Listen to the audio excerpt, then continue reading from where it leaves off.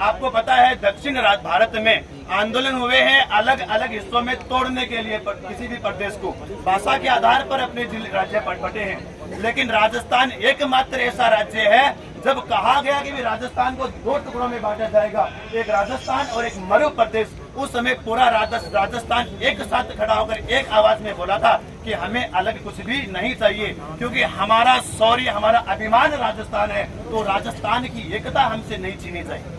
इतना बड़ा प्रदेश होने के बाद भी, इतना बड़ा भूभाग होने के बाद भी हम एक हैं, यही हमारी एकता है। तो एक बार सारे के सारे बोलो जय जय राजस्थान। मजा नहीं आया, वो हुंकार नहीं है आपकी आवाज में, क्या हुआ है? जय जय